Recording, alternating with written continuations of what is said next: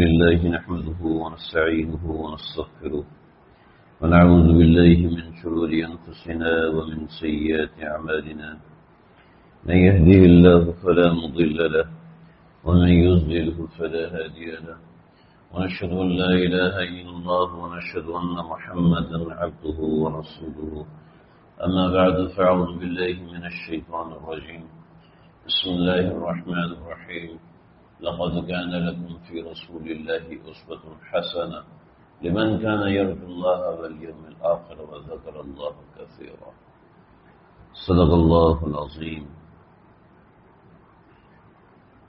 آج 11 ربیع الاول ہے اور آج رات 12 ربیع الاول شروع ہو رہی ہے۔ ہمارے ملک میں اور دنیا میں ایک رواج پڑ گیا ہے اس ربیع الاول کو منانے کا۔ ہمارے ممبروں سے بھی اس کو ہوا دی جاتی ہے اور ایک الگ طرز کی فرقہ پرستی اور ایک الگ طرز کی باتیں سامنے آتی ہیں، جس کا حاصل یہ ہوتا ہے کہ میں ٹھیک ہوں باقی غلط ہے۔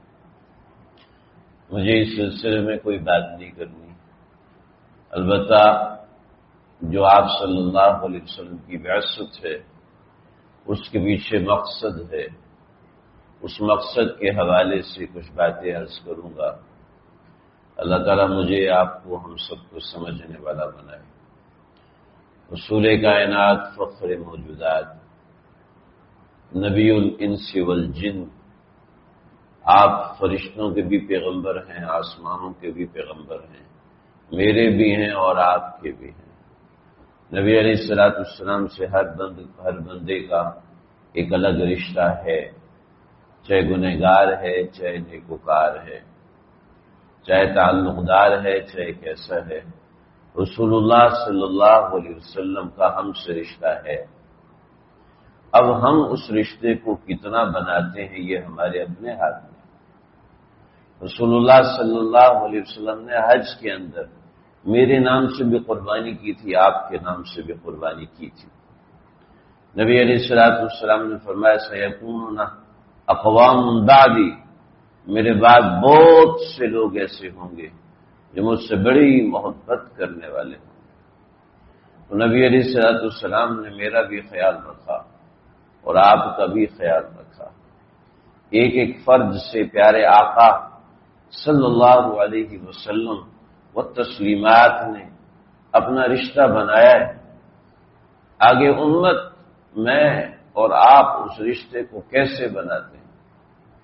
کیا ایک زمانہ تھا، ایسا لگتا ہے کہ صدیوں پیچھے کا زمانہ تھا، مگر یہ کچھ سال ہوئے یہ اسمارٹ فون اور اس انڈسٹری کو ڈیولپ ہونے سے پہلے نوجوان آتے تھے، لوگ آتے تھے، سوال پوچھتے تھے، پریشان ہوتے تھے، اور ان کی پریشانی ایک ہوتی تھی، وہ یہ ہوتی تھی کہ اتنے اعمال کر رہا ہوں، اتنے اعمال کر رہی ہوں، لیکن رسول اکرم صلی اللہ علیہ وسلم کی زیارت نہیں ہو پا رہی۔ کہیں آقا مجھ سے ناراض تو نہیں ہے، کہیں میرے پیارے حبیب مجھ سے نالاں تو نہیں ہے، کہیں میرے کسی عمل کی برائی آپ کو پہنچ تو نہیں رہی۔ حدیث میں آتا ہے، علامہ ابن کثیر عام طور پر صحیح روایتیں نقل کرتے ہیں، اور علامہ ابن کثیر نے لکھا ہے کہ امت کے اعمال ہر جمعے، ہر شب جمعہ امت کے اعمال رسول اکرم صلی اللہ علیہ وسلم کے ہاں پیش ہوتے ہیں۔ آپ خود ذرا تصور کریں کہ آج کی رات میرا بھی عمل رسول اکرم صلی اللہ علیہ وسلم کے پاس پہنچا ہوگا، کیا میرے حبیب آقا نامدار کو اس پہ خوشی ہوئی ہوگی، یا آپ کا غم سے نڈھال ہو چکے ہوں گے کہ میرا امتی ہے، میں تو اس سے تعلق جوڑے بیٹھا ہوں، مگر یہ میرا امتی ہے جس کو مجھ سے جوڑ کی پرواہی نہیں، وہ حرام کاری میں لگا ہے، اس کو کوئی پرواہ نہیں، وہ صرف عشق و محبت کے دعوے کرتا ہے، اس کو کوئی پرواہ نہیں، وہ لا الہ الا اللہ محمد الرسول اللہ کا کلمہ پڑھتا ہے، اس کو کوئی پرواہ نہیں، نمازوں میں غیر حاضر ہے، اس کو کوئی پرواہ نہیں، وہ مسجدوں میں غیر حاضر ہے، اس کو کوئی پرواہ نہیں، اور تعلق مجھ سے ہے۔ ارے دیکھو تو صحیح ایک چونٹی جو ہے وہ بیت الخلاء میں لگ جاتی ہے، آپ کی گھر والی اسے آٹا نہیں گنتی، آپ کی گھر والی، آپ کے گھر کی ماسی نوکرانی اس سے سالن نہیں پکاتی، مگر وہی ٹوٹی ہے اگر کچن میں لگی ہے تو اس سے برتن بھی دھوئے جاتے ہیں۔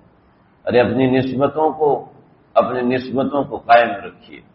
ہماری نسبت بہت اعلیٰ اور عرفہ ہے، ہماری نسبت رسول اللہ صلی اللہ علیہ وسلم سے ہے۔ بادشاہی مسجد کو دیکھنے کے لیے ایک زمانہ تھا، ایک انگریز آیا اور اس انگریز کا پرس وہاں پر کسی جگہ پر گر گیا، تو ایک بھکاری کو وہ پرس ملا، اس کے اندر اس کی تصویر دیکھی تو سنبھال لیا۔ کچھ وقت کے بعد وہ تلاش کرنے آیا تو اس نے وہ پرس اس کو کہا کہ یہ آپ کا پرس ہے، اس میں دیکھا کہ ڈالر اور پاؤنڈ اور مختلف قسم کی کرنسیاں اس میں موجود تھیں۔ اس نے کہا آپ دیکھ لیں اس میں پوری کرنسی موجود ہے؟ جی بالکل ہے۔ تو آپ اس کو مار، خود فقیر آدمی ہو، خود غریب آدمی ہو، آپ یہ پرس رکھ سکتے تھے، کیوں نہیں رکھا؟ تو میں نے دیکھا کہ آپ عیسائی ہیں تو مجھے ڈر لگا کہیں ایسا نہ ہو کہ حضرت عیسیٰ قیامت کے دن میرے نبی سے کہیں کہ آپ کے امتی نے میرے امتی کی چوری کی تھی، کہیں ایسا نہ ہو کہ میرے حبیب صلی اللہ علیہ وسلم کو وہاں پر میری وجہ سے تقدر ہو جائے، میں ایسا نہیں چاہتا، لہذا میں نے اس کو امانت کے طور پہ سنبھال کے رکھا، آج واپس کر رہا ہوں۔ اللہ اکبر۔ ایسی امت نے بھی محبت کی ہے اپنے آقا مدنی صلی اللہ تعالی علیہ وسلم سے، اور ہمیں بھی تعلیم ہے کہ ہم بھی کریں۔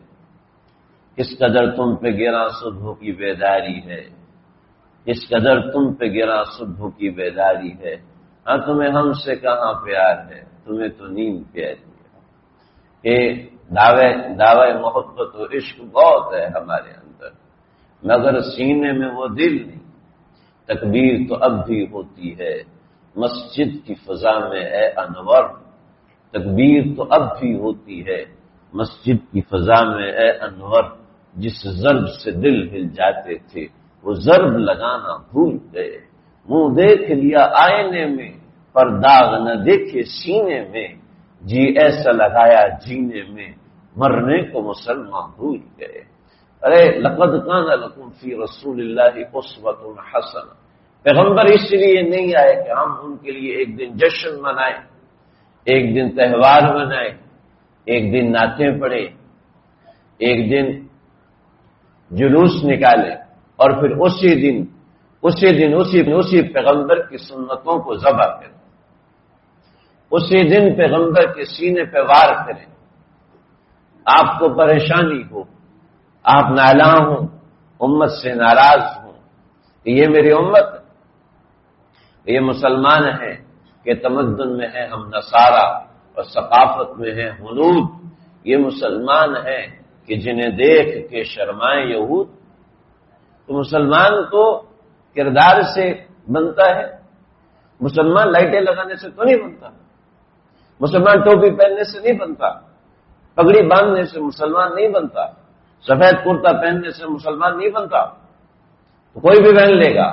مسلمان بنتا ہے کردار سے، کہ میرا کردار ایسا ہو، میری افکار ایسے ہوں کہ جو مجھے دیکھے آپ کا دیدار ہو جائے، جو مجھے دیکھے محمد عربی صلی اللہ علیہ وسلم کے امتی ہونے کا پتہ چلے، اعمال سے، گفتار سے، مسلح سے،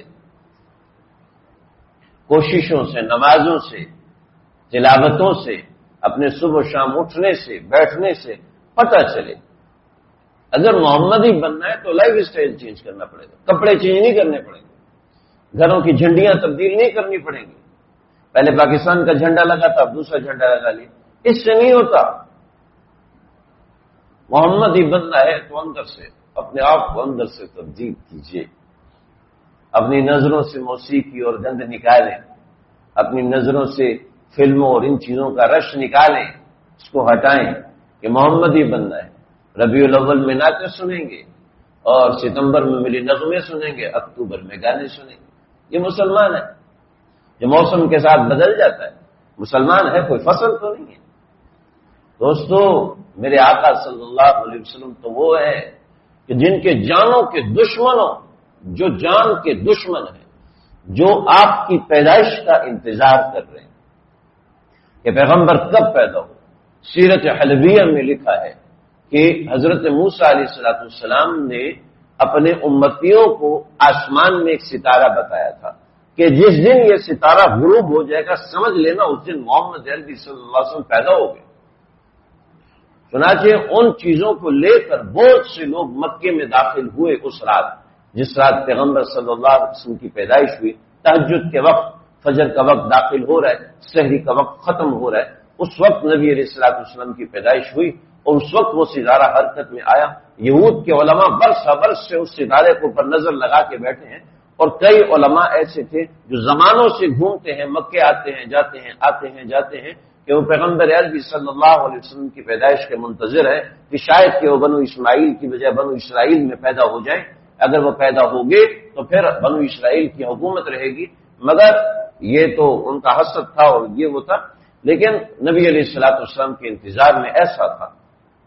چنانچہ جس رات نبی علیہ الصلوۃ والسلام کی پیدائش ہوئی، حضرت مجدد ملت حضرت مولانا اشرف علی تھانوی صاحب نے اپنی کتاب نشر الطیب میں لکھا، سیرت حلبیہ میں، سیرت ابن ہشام میں، اور اس طرح کی اور بہت سی یہ بیسک سیرت ہیں، اور اس کے ان سے لینے والے سیرت ابن اسحاق ہے، ان سے لینے والے سارے ہیں۔ تو حضرت نے قصہ لکھا ہے، روایت میں آتا ہے کہ ایک یہودی عالم وہ مکے میں آیا، یہاں پر تقریباً 8-9 یہودی علماء کے واقعات ہیں، ان میں سے میں صرف ایک سنا رہا ہوں، اور کتابیں بھری پڑی ہیں، آپ ان کتابوں میں دیکھ سکتے ہیں۔ تھوڑا سا اگر ہم پیچھے جائیں تو واقعہ بڑا لمبا ہو جائے گا۔ آپ صلی اللہ علیہ وسلم کے جد امجد معاذ بن عدنان، یہ معاذ بن عدنان کے خاندان کا ایک لڑکا تھا جو تھوڑا سا بدماش ٹائپ تھا۔ انہوں نے بنو اسرائیل کے کچھ لوگوں کا پیسہ ویسا چوری کیا، تو یہ لوگ وقت کے پیغمبر کے پاس آئے جو حضرت موسیٰ کے نائبین میں سے تھے، ان سے کہا کہ آپ ان کی بد دعا کریں کہ انہوں نے ہمیں لوٹا ہے، ہمیں نقصان پہنچایا ہے۔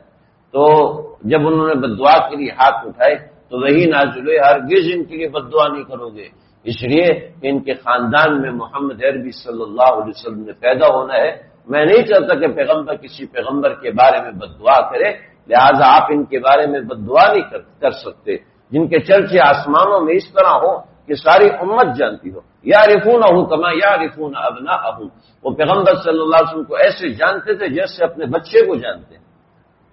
وہ ہماری طرح نہیں تھے کہ 3 بچے ہوں تو اس میں بھول جائیں کہ میرا بچہ کون سا ہے۔ وہ قیافہ شناس قسم کے لوگ تھے، آنکھیں بند ہوں تو آواز سے پہچان جاتے تھے، اور آواز نہ ہو تو قدموں کی چاپ سے پہچان جاتے تھے کہ یہ میرے بچے کے قدم اٹھانے کی آواز ہے، یہ میرے بچے کے سانس لینے کی آواز ہے، وہ ایسے پہچان جاتے تھے۔ عبداللہ بن سلام رضی اللہ تعالیٰ عنہ کہنے لگے کہ اگر مجھے اجازت دی جائے میں اس آیت کی وضاحت و تفسیر کروں، یعرفونہ کما یعرفون ابناءہم، اس لیے کہ یہ یہود کے عالم تھے اور یہود کو بہت اچھے سے جانتے تھے، نباس تھے، یہود کو جانتے تھے، عیسائیوں کو جانتے تھے، یہود کی کتابیں پڑھے ہوئے تھے، نہ صرف یہ کہ پڑھے تھے بلکہ عالم تھے ان کی کتابوں کے، اور ایسے ویسے عالم نہیں بلکہ یہود کے سب سے اونچے درجے کے عالم تھے کہ جب ان کو کوئی اشتباہ ہو جاتا تو اسلام لانے کے بعد بھی کہتے لگے کہ جو عبداللہ بن سلام سے پوچھ کے آؤ کہ اس کو ہماری کتابوں کا زیادہ پتہ ہے۔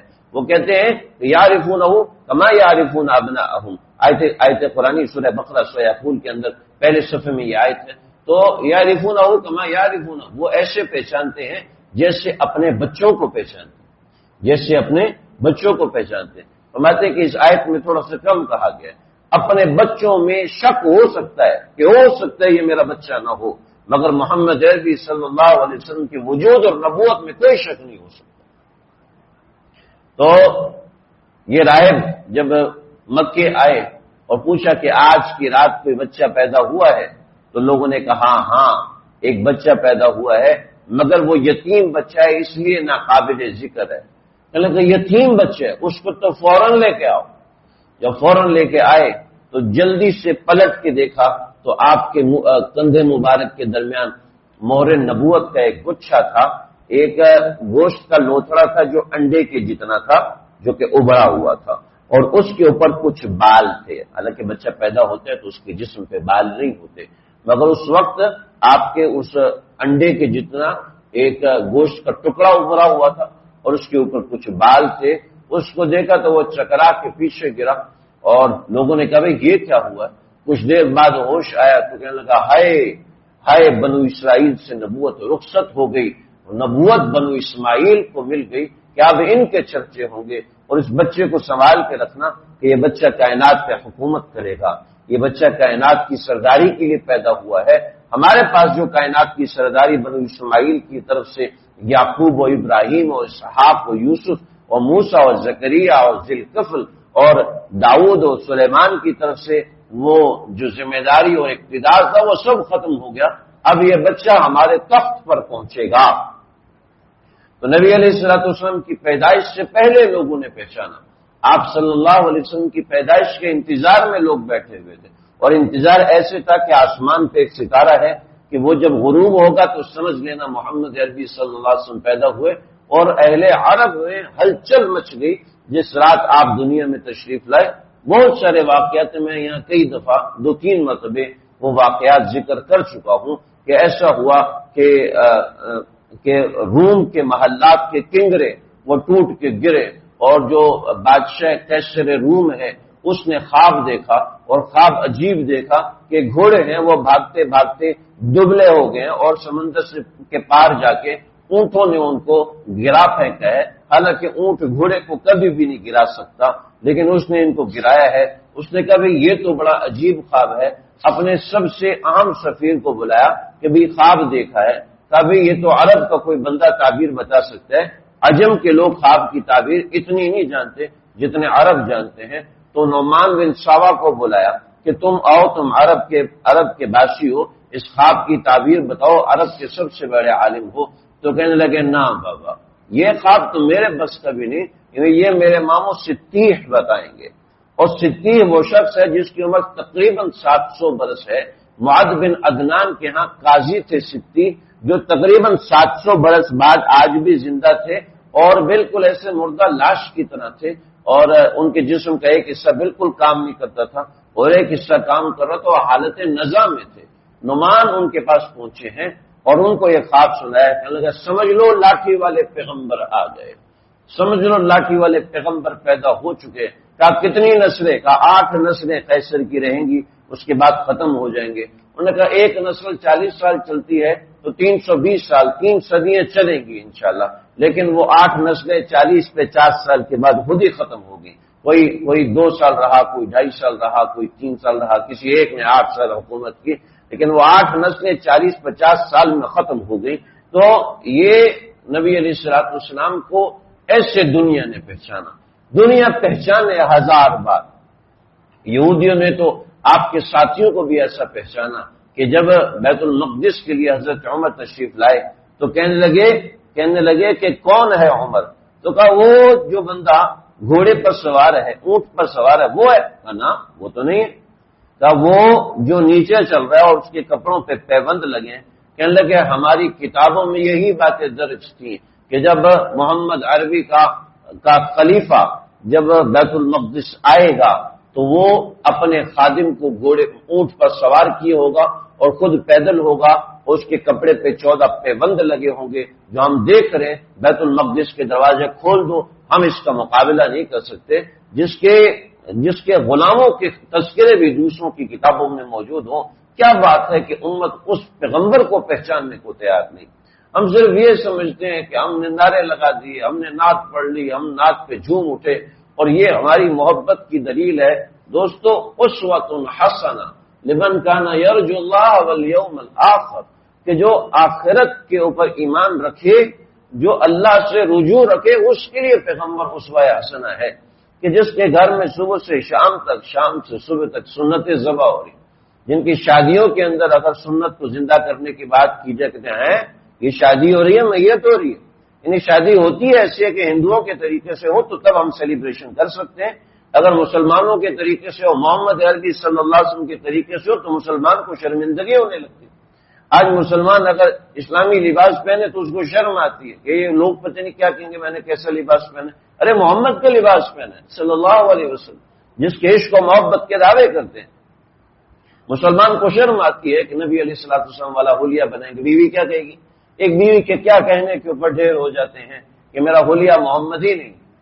کس طرح غلاموں کی پہچان ہو یہ تو بتائیں، کس طرح غلاموں کی پہچان ہو یہ تو بتائیں، جب سرکار کی صورت سے صورت نہ ملے گی۔ آقا علیہ السلام کی صورت سے صورت ملنے کو تیار نہیں ہے، جب نبی علیہ الصلوۃ والسلام سے سامنا ہوگا تو کیا منہ دکھائیں گے؟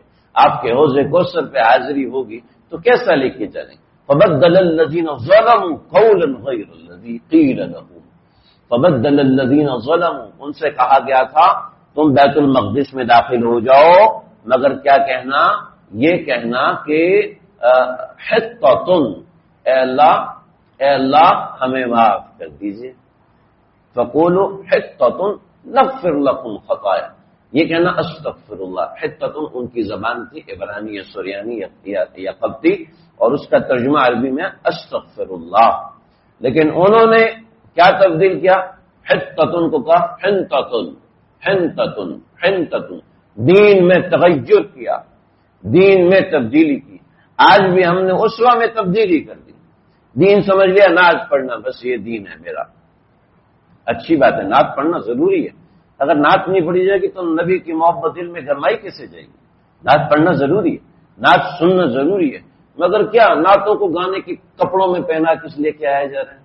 نعت ایسی ہے کہ سننے والے جھومتے ہیں، ڈانس کرتے ہیں، بڑی بڑی محفلوں میں دیکھا کہ نعت ہو رہی ہے اور یہاں سے وہ ایکو سسٹم اس طرح بنایا گا کہ تبلے سارنگی کی ضرورت ہی نہیں، نعت خواہ ایسے جھوم جھوم کے نعت پڑتا ہے، پتہ نہیں اس کو جو وجد آ رہا ہے وہ رحمانی وجد آ رہا ہے یا شیطانی وجد آ رہا ہے کہ وہ کانوں میں ایسے رس گھل رہے ہیں کہ بھی آواز بڑی خوبصورت ہے، اسی کا نام نعت ہے۔ ارے نعت تو وہ ہے کہ اشعار آپ کے دل کو چھوئیں، جیسا کہ ہوتا تھا آج سے کچھ سال پہلے، جب سے یہ ایکو سسٹم اور یہ سب چیزیں بینڈ باجوں کی طرز میں نعتیں آنا شروع ہوئی ہیں، ساری روحانیت کا بیڑا غرق ہے کہ ہم محمد صلی اللہ علیہ وسلم کے سپاہی ہیں، صرف نام کے، کام وام کچھ نہیں ہے، نہ نماز ہے، نہ روزہ ہے، نہ سنتوں کا پیغمبر کا عاشق تو وہ ہوتا ہے کہ اگر اس سے سنت چھوٹ جائے تو اس کو نیند نہ آئے۔ آج میری عشاء کی نماز میں میری مسواک چھوٹ گئی، مجھے نیند کیسے آئے؟ محبت تو اس کو کہتے ہیں، محبت تو اس چیز کا نام ہے، محبت اس کا نام تو نہیں ہے کہ چھلانگیں مار لی، جمپیں لگا لی۔ اور جو سعادت حسین منٹو ہے انہوں نے بڑی زبردست بات کی، خدا بھلا کرے یہ بجلی والوں کا کہ انہوں نے لائٹیں بنا دی، اس سے پتہ چلتا ہے کہ ہم مسلمان ہیں، کہ لائٹیں لگتی ہیں تو اس سے پتہ چلتا ہے ہم مسلمان ہیں۔ 12 ربیع الاول ہمارا کردار نہیں بتاتا کہ ہم محمدی ہیں، ہمارا کردار ہمیں یہ نہیں بتاتا کہ یہ محمد کا امتی ہے، ہمارے مزاج میں وہی بے ایمانی، ہمارے مزاج میں وہی فلمیں، ہمارے مزاج میں وہی گانے، ہمارا کردار نہیں بتا رہا، ہماری نمازیں نہیں بتاتی کہ ہم محمدی ہیں، ہمارے ذکر و اذکار نہیں بتاتے، محمد عربی صلی اللہ علیہ وسلم کا نام لے کے مومن جھوم جائے۔